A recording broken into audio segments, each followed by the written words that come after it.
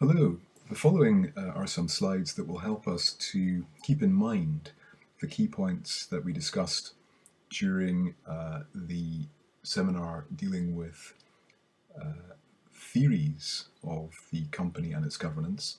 And in particular, this set of slides deals with the key economic views that we considered during that seminar. So as we noted, it's quite striking that, as Oliver Hart says here, economists are actually not in agreement as to what it is that constitutes the key characteristic of the company, which in turn would allow us to provide a clear foundation for a universal theory of the company, and in turn a clear foundation for a theory of how the company ought to be governed. So of course it's that observation really that we're looking into in this seminar, looking at a variety of different economic views, trying to understand what distinguishes each one, and perhaps beginning to form a view of where their strengths and weaknesses lie. So the basic question is really, why do firms exist? Because they appear to contradict the idea that the market is the most efficient way of allocating resources. And as we saw in our seminar, the way that that happens is in essence by way of the price mechanism.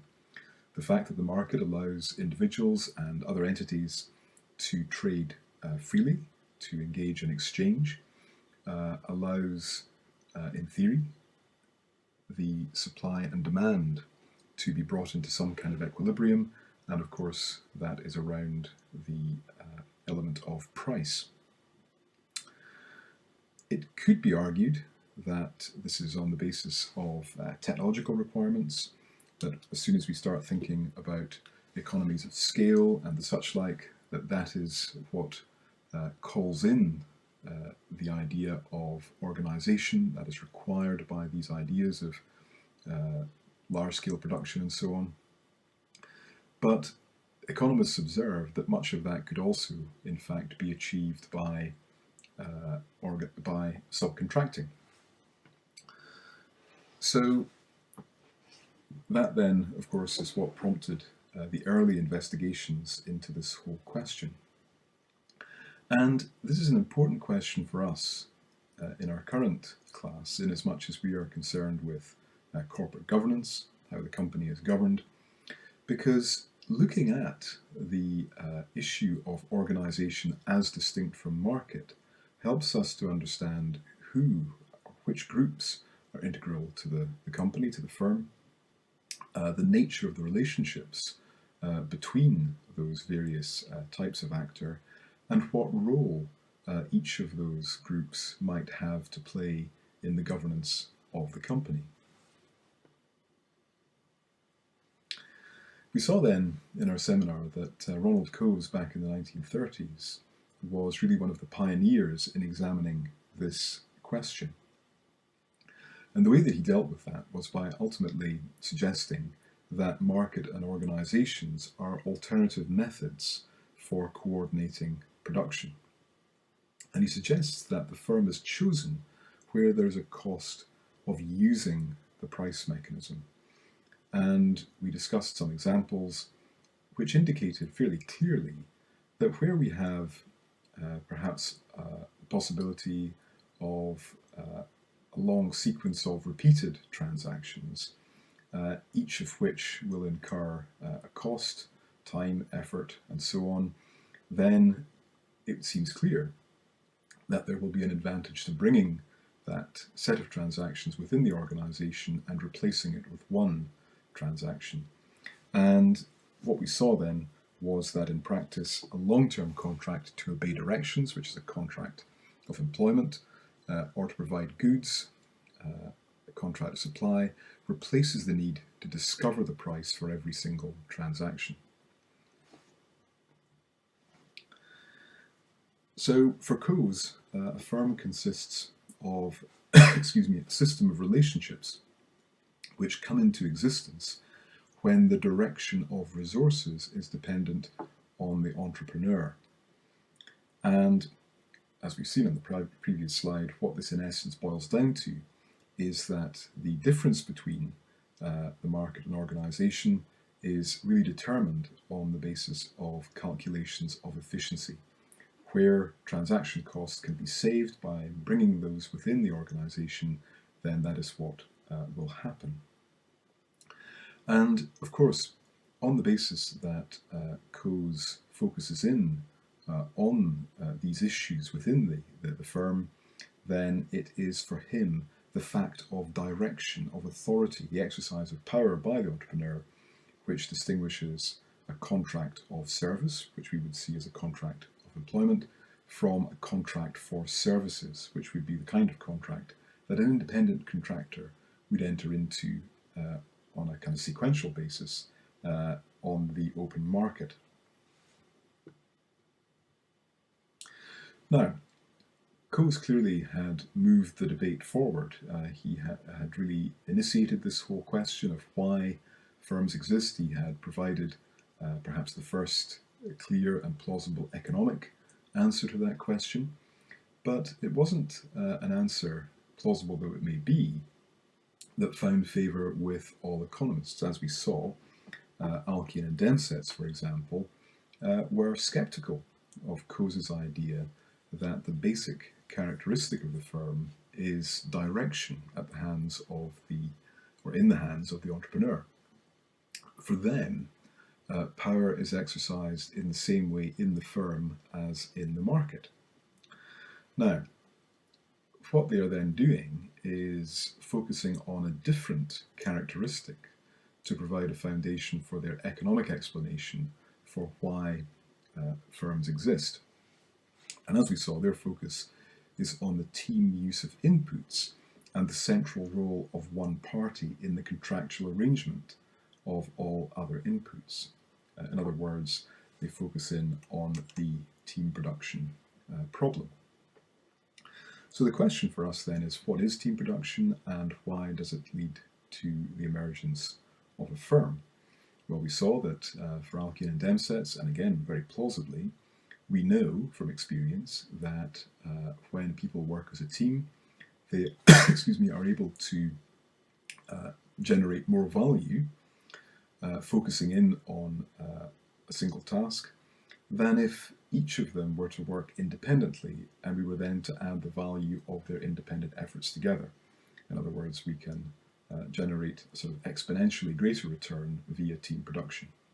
And we see that as a key characteristic of modern, what we might call functionally differentiated society. Now, why that particular observation then leads to the emergence of a firm for Alkian and Demsetz lies in what they term the metering problem, or what we might call the measuring problem. And that is the difficulty that exists where we have a team in measuring the inputs of the various members and ensuring that the rewards offered to individual members are well related to their level of productivity. But of course, in a team setting, it's easy for those who are so minded to shirk their responsibilities and to rely on the additional efforts of members of the team who are more conscientious. So it's a question then of how we appropriately try to measure the different inputs. For classical economics, there was an assumption that productivity creates reward automatically. In other words, if one is, as a matter of fact, more productive, then one will naturally receive higher levels of reward. But of course, observing the team production problem indicates that that assumption is not always true in practice. When Alkian and Demsetz come at this, they look at it from the other direction, and for them it's the system of reward that produces the level of productivity. Team production, of course, makes metering difficult, but that in turn leads to the need for the appointment of a specialist monitor. In other words, someone whose sole function is to ensure that there is an appropriate relationship between the degree of productivity, and the level of reward. We then have to explain, of course, how it is that we avoid the problem where the monitor themselves is minded to shirk. And for Alkene and Demsetz, the answer to this is to ensure that the monitor is given a bundle of rights. And they list these as follows: to be a residual claimant, to observe input behaviour, to be the central party common to all contracts, to alter the membership of the team, and to sell these rights. Now, at first glance, some of these rights make perfect sense. We can see why a monitor dealing with the team production problem that's been identified would need to be able to observe input behaviour, would need to be a central party common to all contracts, and would need to have the power to alter the membership of the team. The other two perhaps less clear, and of those two I think the right to be a residual claimant is the most straightforward to explain, because that is, we can incentivize the monitor to not shirk by giving them a share in the residue. So the residue in this sense is what is left over after the costs of production have been met, whether those are wages, other overheads, suppliers, things like that. What is left over, the surplus, if we say to the monitor, well, you are going to receive a fixed percentage of the residue, clearly the monitor is incentivized to ensure that the residue is as large as it can possibly be. And the assumption would be that the easiest way to ensure that is to ensure that the team operates optimally to the full extent of its productive abilities. And again, the assumption would be that that depends on the monitor ensuring that the level of productivity is properly rewarded. In terms of the right to sell these rights, this is less obvious, but of course it makes sense when we realise that what Alkene and Demsetz are doing is not so much setting out a blueprint for what an optimal organisation looks like, but rather trying to explain why it is that companies have the shape and form that they do. And when we look at the situation of the limited liability company, particularly the limited liability company whose shares are traded on a public exchange, then we see that the shareholders become the top level monitors. Their function is to monitor the board, and in order for that to have real power, then it makes sense for those top level monitors to be able to sell those rights, because that in turn, as we will see, can help us explain the market for corporate control. So clearly, when ownership is diversified in those circumstances where we have shares being traded on a public exchange, the monitoring of the front line of the operations in any company is transferred to managers within the company itself. The board will carry out an overall oversight of lower levels of management, and then, as we said, the shareholders in turn will carry out the function of monitoring the directors, the board. So clearly, when we observe the practice of company law, particularly in a country like America or Britain for that matter, then we see in fact that shareholders do indeed retain the right to revise the membership of that group, to take major decisions affecting the company, and indeed to sell their shares if they're unhappy with other decisions. And as we said, that provides an explanation for the market for corporate control, because one of the ways in which the directors, as members of a team who are being monitored, can be incentivized to make the best use of the assets they've been entrusted with, and to ensure that the team below them is behaving optimally, is for them to be aware that the shareholders, if dissatisfied, could be induced to sell their shares to another company which is seeking to take over the first company. The idea there is that the company planning the takeover is looking at the board of the target company, is reaching the conclusion that that board is not running the business well, is not making optimal use of the team beneath it, and as such could offer the shareholders of the target a premium over the market value of their shares in order that they can take control of the company with a view to improving productivity, perhaps also achieving synergies and efficiencies with their own company, and of course replacing the board. So then we see the point of that final right in the list that Alkane and Demsetz gave us, the right for the monitor to sell the shares. This makes perfect sense in the context of companies where the shares are publicly traded.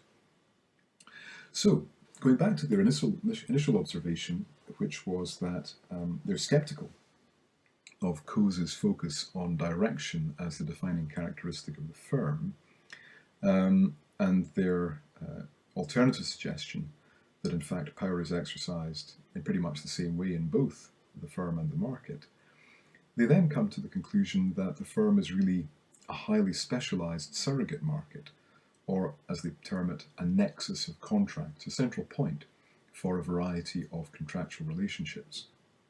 But crucially, in all of this, the shareholders are identified, confirmed as residual claimants.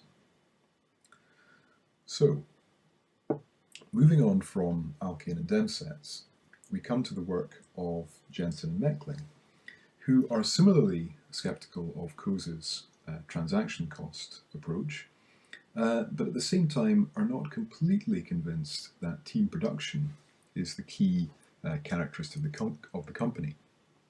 Their focus instead is on what they call agency costs. In other words, they view the solution of the agency problem as the core issue. Now, these agency costs arise because the manager will not always act in the interests of the owner. In practice, of course, what that means is that they see, in economists' terms, the shareholders as the principals and the board as the agents. Now, we know in strict legal terms that is not usually the case. There's a relationship of agency there, but we're using the terms here within the context of economics rather than of law. Now, insofar as that's true, insofar as the observation is that the board as agents will not have the same incentive to manage the investment of the shareholders as diligently as would be the case if that money were their own, then agency costs arise. And Jensen and Meckling see these agency costs as arising from the sum of three elements: the principal's monitoring expenditure, the agent's bonding expenditure, and residual loss. Now, of those, the easiest one to explain, of course, is residual loss. We've already commented on that, the idea that the agent, on the basis of human nature, will not necessarily be as diligent with the money entrusted by the shareholders as they would be if it were their own. Principal's monitoring expenditure, excuse me, this comes from the fact that knowing that the agents may not be as diligent and may indeed engage in self-serving behavior rather than optimizing the shareholders' investment, the shareholders, the principals, will have an incentive to monitor what it is that the agents are doing. They will want to check that the agents, the board, are doing what is expected of them. That, of course, means that time and energy is being spent on monitoring, which could be used productively elsewhere, and therefore we have a cost. Similarly, they point to the agent's bonding expenditure. The agents, knowing that the principals will be suspicious, will want reassurance that their investment is being well managed, will have an incentive to spend time signalling to the principals, the shareholders, that they are in fact doing a good job. But again, time spent signalling in that way, bonding with the principals, is time that could be spent productively otherwise, and again, therefore gives rise to a cost.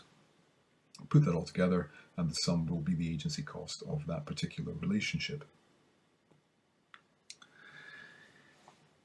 Interestingly, when we take seriously Jensen and Meckling's observations, they actually note that these kinds of agency problems can affect all the relationships within the corporate organization, not just those between owner and manager. And in that sense, they're very much in the same space as Alkin and Demsetz in reaching the conclusion that the firm is a nexus of contracts. Be that as it may, they are more concerned with the agency problem between owner and manager than anything else. And extrapolating from those observations, they reach the conclusion that there's really no point in trying to establish what is in and what is outside the firm. There's only a set of contracts between the firm and the owners of various inputs and the buyers of outputs. So the various inputs would be, for example, the shareholders, but equally the providers of labour, the employees. Buyers of outputs, of course, are the customers. But looking at things in that way, they also conclude that the question or questions of what the function of the company is, or whether the company has any social responsibility, those questions become irrelevant. And of course, that also has relevance for the earlier debate we looked at in our introductory lecture between Merrick Dodd and Adolf Berle in terms of in whose interests must the company be run, for whom are the corporate managers trustees. So in responding to Dodd's initial question, Jensen and Meckling would very much be of the view that it is Berle who has it right, and that Dodd's ideas about worrying about community are misplaced. One could argue, of course, that looking at things in that way could call into question the focus on the shareholders as residual claimants. That's something we may want to bear in mind.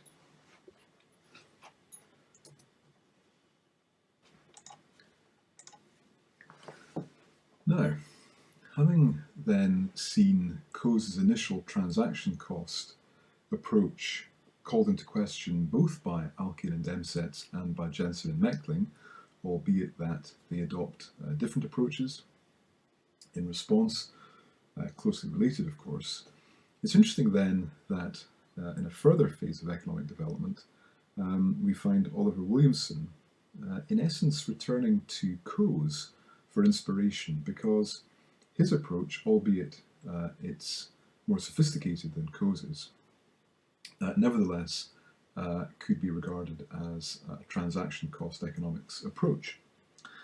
And again, he's not setting out to develop a blueprint for how things should be.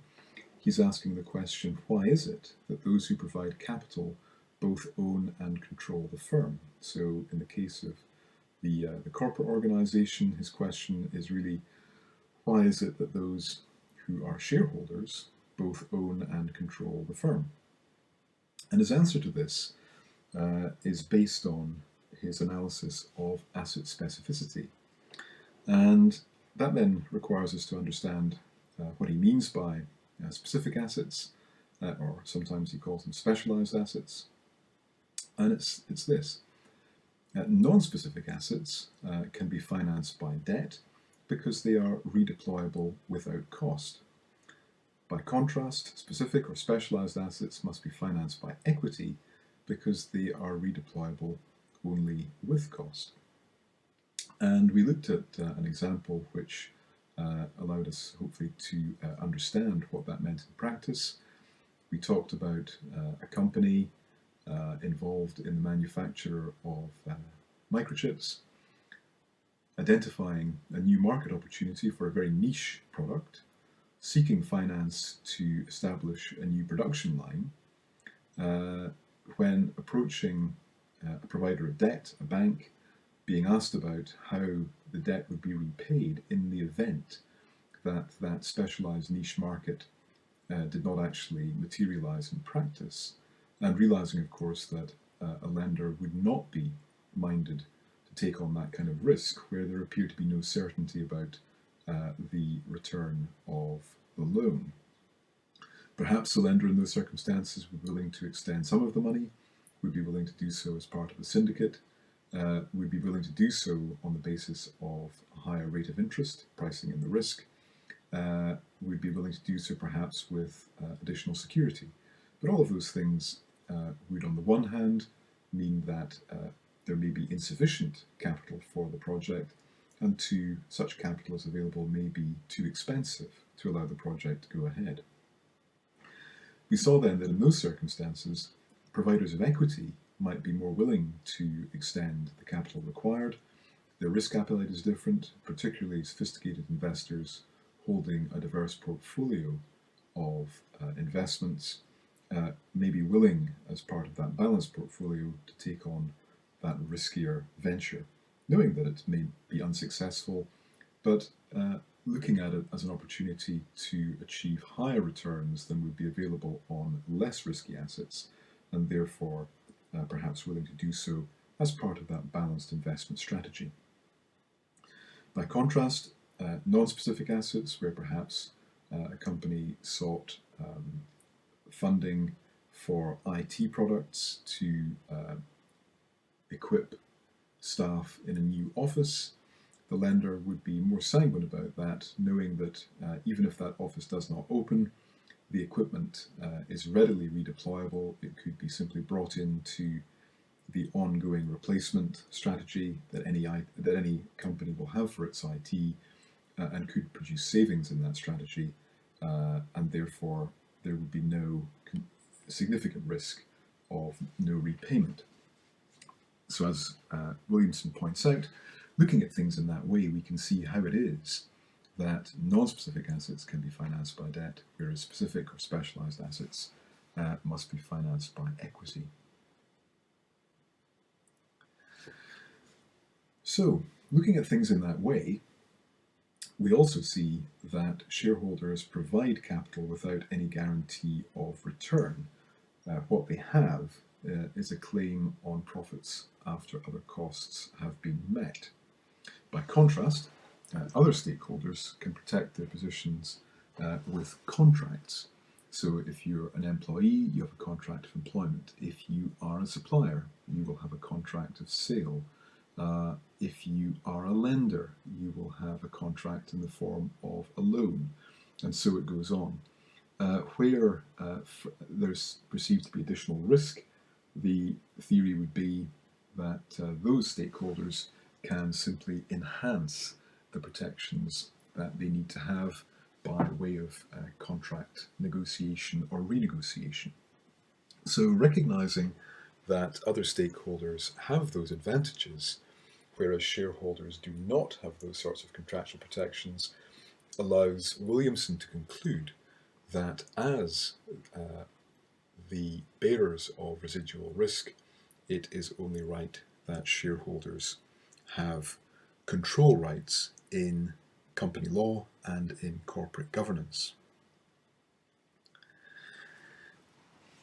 So we see then that the board is one of the mechanisms that is relevant in the context of the governance of the company.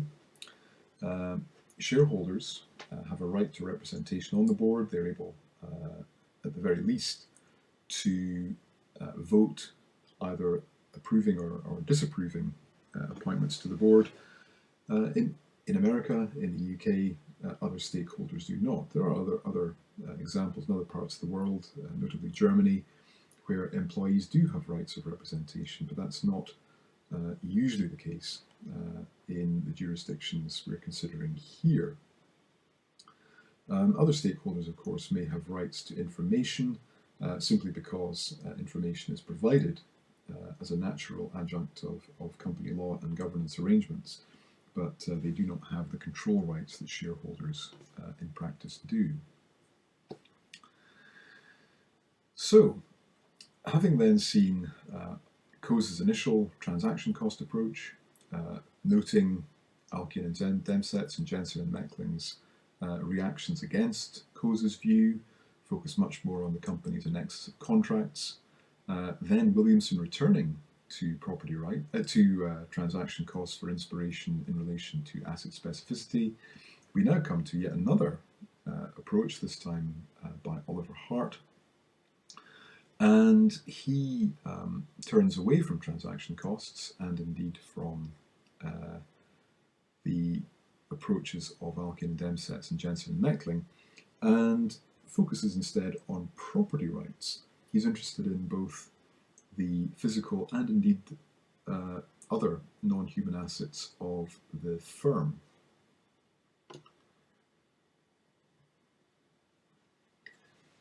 And his starting point is that transaction cost economics cannot really, he says, explain the advantage of a manager over an independent contractor. He reckons that in many cases an independent contractor can carry out exactly the same function as a manager, and in that sense it's not easy to see that transaction costs explains what we see in practice. By contrast, he says, property rights can explain, and that's because the owner of physical assets, the person who has property rights in them, has residual rights allowing him or her to withdraw that property from employees if their work is unsatisfactory. Now, as lawyers, of course, we might look at that situation in a slightly different way. What we might see is the contract of employment. We might see the rights of the employer to terminate employment on the basis that the employee's work has been unsatisfactory. Hart looks at it with an economist's eyes and sees instead a more fundamental situation, which is that within that relationship, one party owns the physical assets that are required for the work to be done, and it is the fact of ownership of those assets that actually, in the end, provides the foundation for the rights that the owner has in relation to the employees, the fact that they can actually withdraw the assets from them. And looked at in that way, Hart suggests that it's easier to explain how and why the firm, the company, has advantages over the market. So, as we've seen, Hart's approach explains why it is that ownership of physical assets leads to control over human assets. Now, to be clear, in this paper, Hart really restricts his analysis to the situation of the entrepreneur, so very much the situation that was being analysed by Coase back in the 1930s. He would say that more work would need to be done to accommodate the more complex situation where there is a separation of ownership and control. In other words, where we have share ownership that is dispersed, shares traded on public exchanges, and a clear separation between the shareholders and the board. Nevertheless, the idea of property rights that he puts forward and the possibilities that he derives from them in terms of control over human assets is attractive to certain positions on the spectrum of policy, and others have been less shy about extrapolating from his analysis to the situation of the sorts of companies we're concerned with in this course. So that brings us to the end of this first set of slides relevant to our discussions about theory in corporate governance. We'll go on in the next set to look at stakeholder theory. Thank you.